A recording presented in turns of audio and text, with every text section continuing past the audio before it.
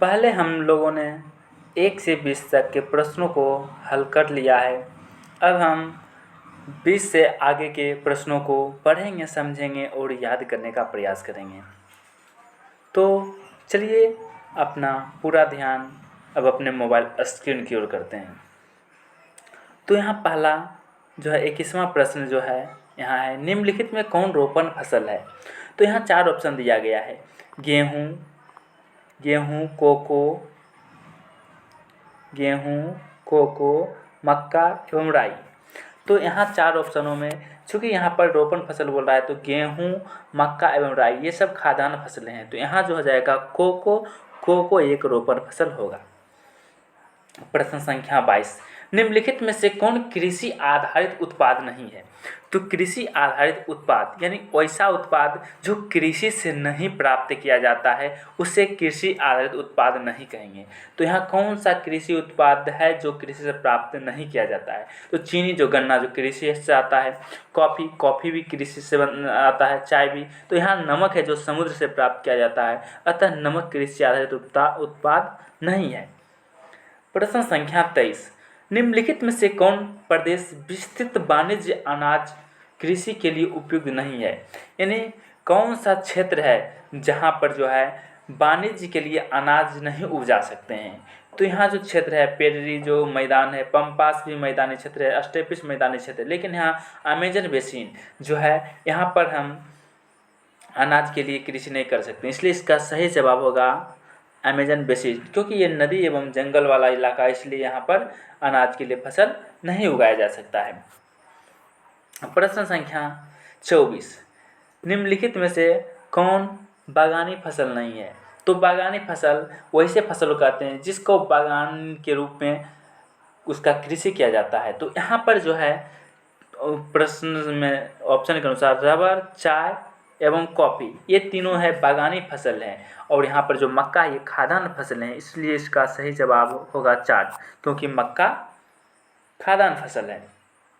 प्रश्न संख्या 25, निम्नलिखित में से कौन पेय फसल है। पेय फसल मतलब पीने वाला फसल, यानी वैसा फसल जिससे पेय पदार्थ बनाया जाता है। तो चाय एवं कॉफ़ी यहाँ दोनों ही पेय फसल है, इसलिए इसका आंसर सी, ए और बी दोनों होगा, ए और बी दोनों होगा। प्रश्न संख्या 26, रूर कोयला क्षेत्र किस देश में स्थित है।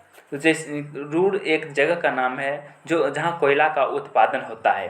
तो ये बोला गया है कि रूर कोयला क्षेत्र कहाँ स्थित है, तो यहाँ जगह का नाम बताना है। तो यहाँ 4 देश का नाम दिया गया है, किस देश में है। जैसे झरिया जो है कोयला क्षेत्र झारखंड जो कि भारत में है, तो उसी प्रकार रूर कोयला क्षेत्र किस देश में है। तो रूर कोयला क्षेत्र जो है जर्मनी में है। तो रूर कोयला क्षेत्र कहाँ है, जर्मनी में। प्रश्न संख्या 27, निम्नलिखित में से किस क्षेत्र में एस्किमो संबंधित है। तो एस्किमो एक प्रकार का जनजाति का नाम है। तो एस्किमो जनजाति जो है अलास्का में मिलता है, तो इसका सही ऑप्शन डी अलास्का होगा। तो एस्किमो कहाँ संबंधित है, अलास्का से। एस्किमो क्या है, एक जनजाति है। किम्बरले क्यों प्रसिद्ध है। तो किम्बरले एक खान है जहाँ पर खनिज निकाला जाता है। तो यहाँ ऑप्शन दिया गया किम्बरले क्यों प्रसिद्ध है। तो किम्बरले जो है हीरा के लिए प्रसिद्ध है। किम्बरले की खान हीरा के लिए प्रसिद्ध है। किम्बरले क्यों प्रसिद्ध है, हीरा के लिए। किम्बरले जो है दक्षिण अफ्रीका में है जो हीरा के लिए प्रसिद्ध है।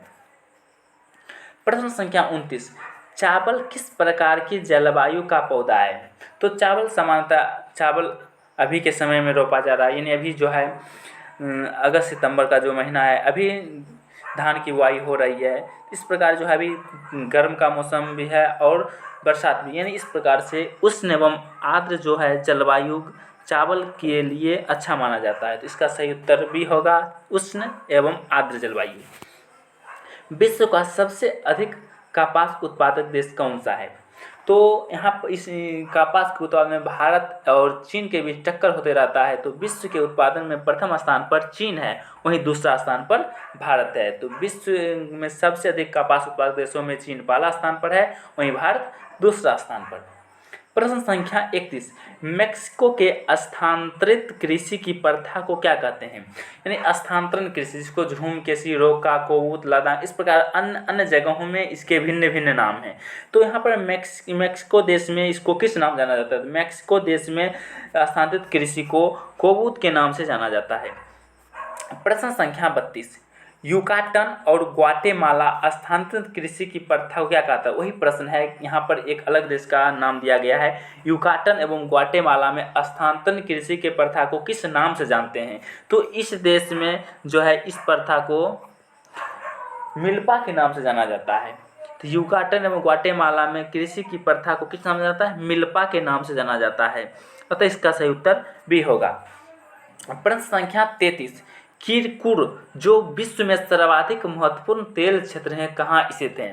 किरकुर जो कि तेल उत्पादक क्षेत्र है, ये कहाँ स्थित है? सामान्यतः ईरान, इराक एवं कुवैत में तेल का उत्पादन होता है। तो ये जो किरकुर जो क्षेत्र है, किरकुर क्षेत्र इराक में स्थित है। प्रश्न संख्या 34, फूलों की कृषि कहलाती है? फूल को इंग्लिश में कहते हैं फ्लावर। तो फ्लावर का कृषि करना, इसलिए इसका सही उत्तर होगा फ्लोरिकल्चर। फूलों की कृषि क्या कहलाती है? फ्लोरिकल्चर। ऑप्शन संख्या डी। प्रश्न संख्या 35, शुष्क कृषि में निम्नलिखित में से कौन सी फसल नहीं बोई जाती है? शुष्क कृषि यानी वैसी कृषि जिसमें पानी की कम मात्रा हो, उसको बोलते हैं शुष्क कृषि। यानी जिसमें ज़्यादा पानी की मात्रा होगा उसको हम शुष्क कृषि नहीं बोलते हैं। तो यहाँ बोला गया है प्रश्न में, शुष्क कृषि में निम्नलिखित में से कौन सी फसल नहीं बोई जाती है? तो शुष्क कृषि में यहाँ गन्ना नहीं बोई जाती, क्योंकि गन्ना के लिए अधिक जल की आवश्यकता होती है। तो इसलिए यहाँ इसका सही जवाब होगा गन्ना। प्रश्न संख्या 36, ब्राज़ील के कॉफ़ी बागानों को क्या कहा जाता है? तो ब्राज़ील के कॉफ़ी बागानों को फेजेंडा कहा जाता है। यानी फेजेंडा क्या है? ब्राज़ील का कॉफ़ी बागान। ब्राज़ील के कॉफ़ी बागान को किस नाम जानते हैं? फेजेंडा। फेजेंडा क्या है? ब्राज़ील के कॉफ़ी बागान। प्रश्न संख्या 37, खरीफ फसल की कृषि ऋतु क्या है?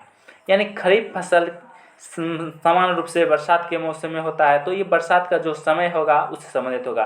तो यहाँ जो खरीफ फसल की कृषि ऋतु क्या है? तो खरीफ फसल की कृषि ऋतु क्या है? सितंबर से जनवरी। रबी की फसल पैदा होती है, तो रबी की फसल पैदा होती है, तो रबी की फसल मुख्य रूप से शीत ऋतु में होती है। तो रबी यानी वैसी फसल जिसमें सूर्य के किरणों की आवश्यकता होती है, क्योंकि उस समय ठंड बहुत ज़्यादा होती है। तो रबी की फसल पैदा होती है किस ऋतु में? शीत ऋतु में। गेहूं की कृषि के लिए आदर्श तापमान कितना होना चाहिए? गेहूं की कृषि के लिए आदर्श तापमान कितना होना चाहिए? तो चूँकि गेहूं ठंड के मौसम में होता है, उस समय तापमान कम रहता है, तो इसके लिए औसतन जो तापमान है 10 से 20 डिग्री चाहिए। तो गेहूं के लिए आदर्श तापमान कितना है? 10 डिग्री सेल्सियस से लेकर 20 डिग्री सेल्सियस के बीच। प्रश्न संख्या 40, चावल धान की खेती संबंधित है। चावल धान वही जो चावल जो धान से प्राप्त किया जाता है, खेती संबंधित है। तो चूंकि इसका उपयोग हम लोग जब अपने जीवन निर्वाह के लिए करते हैं और इसका उपयोग खाद्यान्न फसल के रूप में करते हैं, तो इस प्रकार इसका सही होगा गहन एवं निर्वहन कृषि। गहन एवं निर्वहन कृषि है। चावल एवं धान खेती संबंधित है गहन एवं निर्वहन कृषि से। प्रश्न संख्या 41, निम्नलिखित में से कौन एक रेशेदार फसल नहीं है? रेशेदार फसल यानी जिसमें रेशा प्राप्त किया जाता है। तो यहाँ पर जो है ऑप्शन के अनुसार कॉफ़ी जो कि पेय फसल है, इसलिए ये जो है रेशेदार फसल नहीं है। कॉफ़ी क्या है? ये पेय फसल है। और बाकी कपास, मेस्टा, जूट इस इत्यादि से जो है धागा बनाया जाता है, इसलिए यहाँ पर जो है बाकी कपास, मेस्टा एवं जूट जो है रेशेदार फसल है। वहीं कॉफ़ी क्या है? कॉफ़ी एक पेय फसल है। तो इसका सही जवाब हो जाएगा कॉफ़ी। प्रश्न संख्या 42, अंगूर की खेती कहलाती है। अंगूर के उत्पादन जो है इसकी खेती के लिए बीटी कल्चर कहा जाता है। अंगूर की खेती को कहा जाता है बीटी कल्चर। और वहीं सेरीकल्चर जो है रेशम कीट के पालन से है, और वहीं पीसी कल्चर मछली के पालन से है। तो मछली के पालन से पीसी कल्चर, मधुमक्खी के पालन से रेशम कीट के पालन से सेरीकल्चर, और बीटी कल्चर जो है अंगूर के उत्पादन से संबंधित है। यहाँ प्रश्न संख्या 43, लॉरेंस सार क्षेत्र प्रसिद्ध है। ये जो है मुख्य रूप से कोयला के लिए प्रसिद्ध है। ऐसे तो इस क्षेत्र में लोहा का भी उत्पादन किया, लेकिन ये कोयला के लिए प्रसिद्ध है। तो लॉरेंस सार क्षेत्र किस लिए प्रसिद्ध है? कोयला के लिए प्रसिद्ध है। प्रश्न संख्या 44, निम्नलिखित में से कौन सी रोपण फसल नहीं है? तो निम्नलिखित में कौन रोपण फसल नहीं है? रोपण फसल वैसे फसल को कहते हैं जिसकी बागानी की जाती है, यानी उसमें एक ही प्रकार का फसल लगातार चलता रहता है। तो यहाँ पर रोपण फसल में रबर, चाय एवं गन्ना है, लेकिन चावल यहाँ पर जो है खाद्यान्न फसलें हैं, इसलिए इसका सही जवाब हो जाएगा चावल। प्रश्न संख्या 45, निम्नलिखित में कौन सा देश कोयला का सबसे बड़ा उत्पादक, यानी किस देश में कोयला का उत्पादन सबसे ज़्यादा होता है? तो यहाँ पर जो है चीन में कोयला का उत्पादन सबसे ज़्यादा होता है। सर्वाधिक कोयला उत्पादन करने वाला देश चीन है। चीन क्या है? सर्वाधिक कोयला उत्पादन करने वाला देश। प्रश्न संख्या 46, निम्नलिखित में से कौन एक आर्थिक क्रिया ग्रामीण बस्तियों की मुख्य आर्थिक क्रिया है? ग्रामीण बस्तियों की मुख्य आर्थिक क्रिया क्या है? तो ग्रामीण बस्तियों की मुख्य आर्थिक क्रिया, ग्रामीण क्षेत्र मुख्य रूप से लोग कृषि एवं पशुपालन से जुड़े होते हैं, और कृषि और पशुपालन जो है प्राथमिक क्षेत्र के अंतर्गत आता है। तो इस प्रकार इस प्रश्न का सही उत्तर होगा प्राथमिक क्षेत्र। तो निम्नलिखित में कौन आर्थिक क्रिया ग्रामीण बस्तियों से जुड़ा हुआ है? तो ग्रामीण बस्तियों से जुड़ा हुआ क्षेत्र कौन सा है?